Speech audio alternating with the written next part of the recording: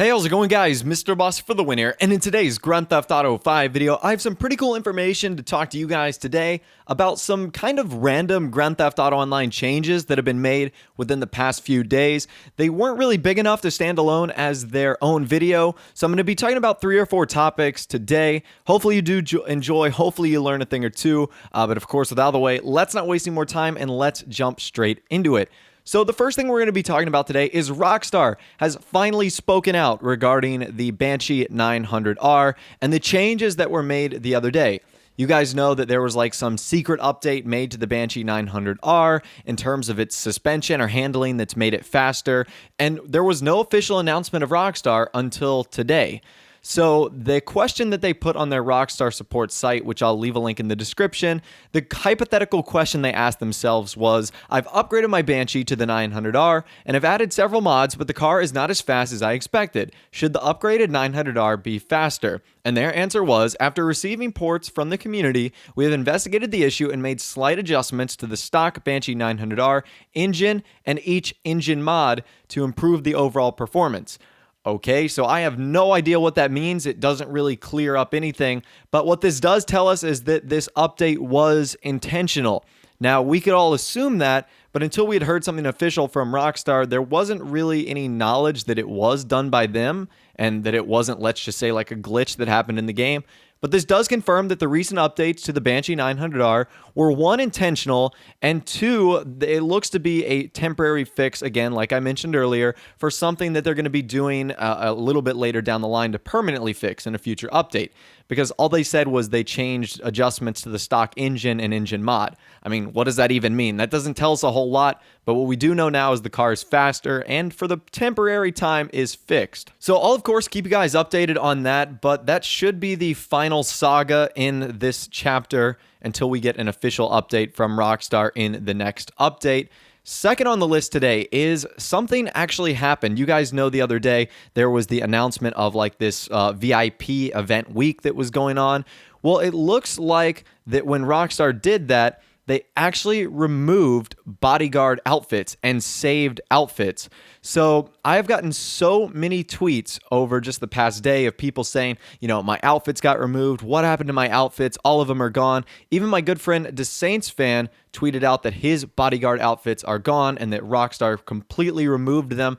So this looks to be another secret change that they employed when they updated the tunables for this latest update. Rockstar looks to be removed any outfit that involved VIP or bodyguard attire. And I personally do think that's a shame because that's one of those glitches that, one, are totally harmless. Wearing a VIP outfit or a bodyguard outfit so that you can combine it with other clothing accessories is like the most harmless thing in the world. And ultimately, all it does is create some really cool clothing options and opportunities. So to see them kind of shut the door on this way of saving really cool bodyguard and VIP clothing with other accessories and outfits is, in my opinion, dumb. I think that Rockstar should allow these fun glitches to happen. In fact, I think they've even gone on the record that they wouldn't patch glitches that are not harmful. So again, it is kind of confusing because I don't know where they stand. I don't know what they think is fine versus what's not fine. But for now, Rockstar have removed, I think, all saved outfits.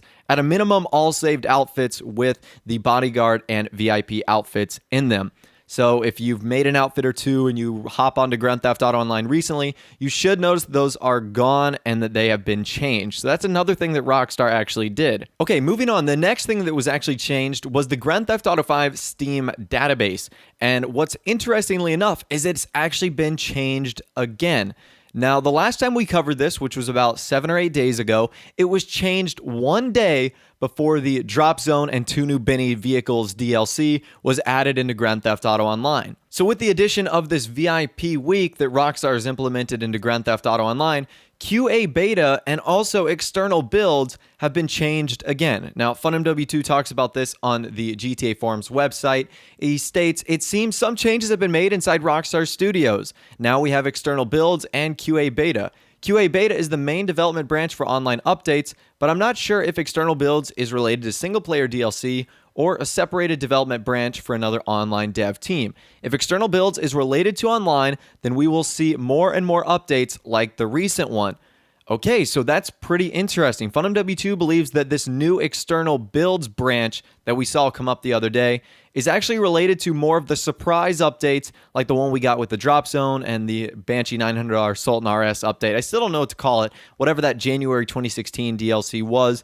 So that's really interesting. Is this going to be the new change for Rockstar Games to be doing more like surprise DLCs that include 2 vehicles and a new game mode, as compared to formally announced DLCs that feature 5 or 6 vehicles, new outfits, etc.? I want to hear from you guys in the comment section down below. What would you prefer to see from Rockstar in terms of Grand Theft Auto Online DLCs? Would you like to see something like we got with the most recent update, or more formal, thoughtful, planned out DLCs that feature like news wires, trailers, something like Executives and Other Criminals? I'd love to hear from you guys in the comment section down below to see what you think about this issue.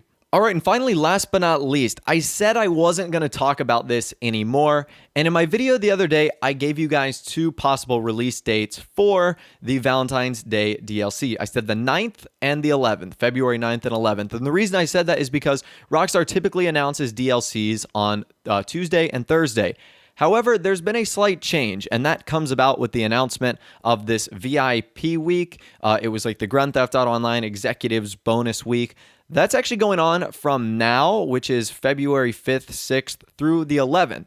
So if you think about it, the 11th extends through next Monday, Tuesday, Wednesday, and Thursday. Now, isn't that an odd time to end a VIP week on a Thursday when you started on a Friday?